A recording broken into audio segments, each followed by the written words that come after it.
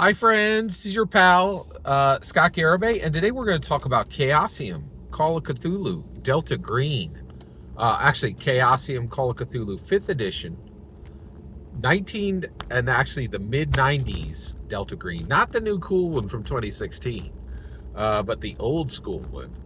And the campaign is Death in the Desert, and I am playing a 1995 INS Border Patrol agent who has partnered with Scott Yeager, an FBI partner, and is working with Apache Reservation Sheriff Alejandro Colorados and Arizona State Police Major Garrett. 3 different jurisdictions, 3 different departments trying to collaborate, struggling to do so, and in some ways not succeeding.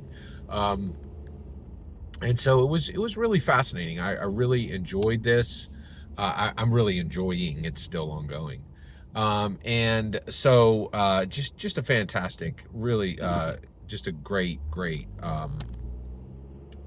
story.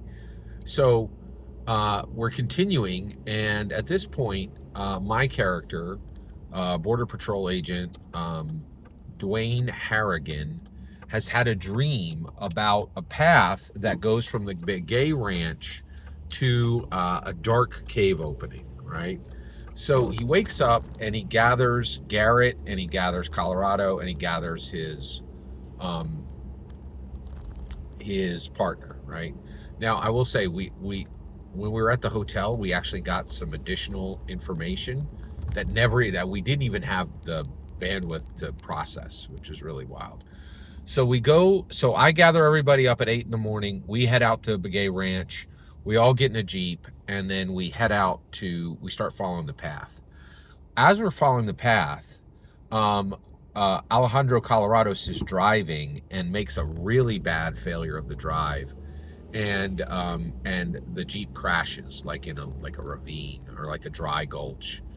And we all have to make con saves. I made my con save, and my partner, Scott Yeager, does not. He gets a concussion and has to be taken back. So we get 4 additional Apache deputies to go to this cave. Garrett and Colorados and me all go forward. My partner is now literally sidelined with this concussion, and we all go forward. We get to the cave mouth. Now, at this point, this is a big deal because my character, Dwayne Harrigan, we've all been like, oh, I think some supernatural's involved, right?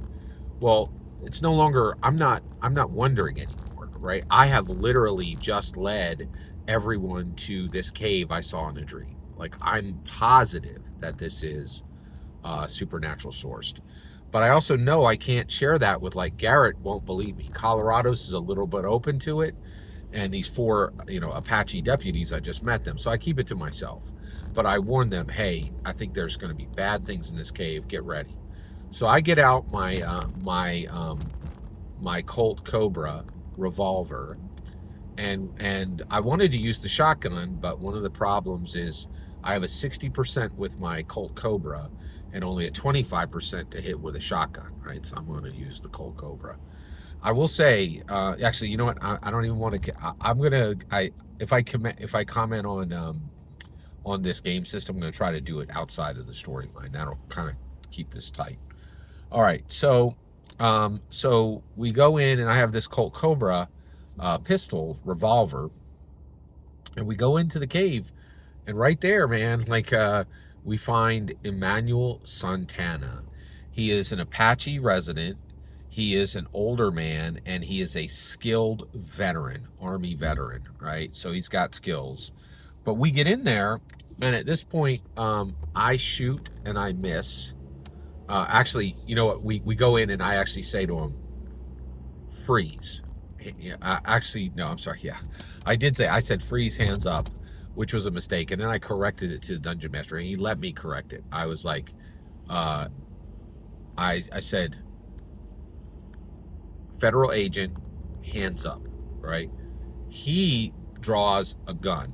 I immediately draw a gun, shoot at him and miss. He fires and actually hit one of the Apache deputies.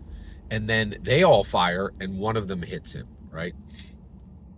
At this point, he's knocked down by the blow from the Apache deputy, and so I run forward and kick his gun out of his hand. Ooh, that's cool, right? Like, I was very excited about this. Also, at this point, I've shot and I've missed, but it was, I had a 60% chance of hitting. There were no complaints, from me. But I actually am able to kick, and I had a 60% chance on kick because of the way Call of Cthulhu works. And I will say, so I kicked this out of his hand, and then and then I kick the gun out of his hand, but then he draws a knife and goes to stab me and misses.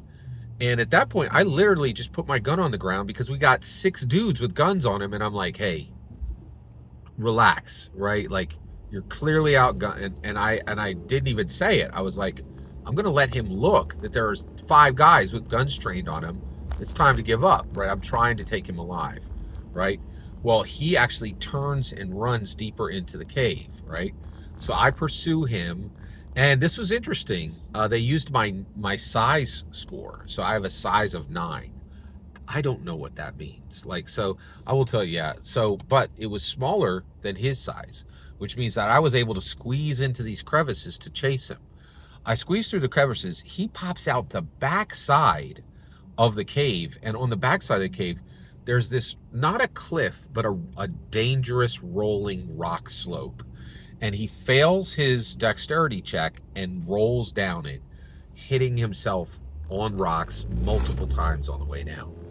I attempt a controlled slide with my dexterity, which was 15, which means I could roll at a 75, 5 times my score, and I had a 75% chance of succeeding. And I did succeed, and I was able to do a controlled slide. I get down to the bottom, I cuff him, and I yell up to everybody, hey, I got him, come on around. They all come around, and he's dead. He has been killed, all right? So, extremely successful day for me, Dwayne Harrigan, my Border Patrol. And we'll cut it off there. Thank you so much for letting me share this with you. Every single word you just heard in this video is my humble opinion. Nothing more, nothing less. The important part is when I get to hear your humble opinion. When you get in the comments and send your traffic, please consider liking and subscribing, and have a fetch millennium.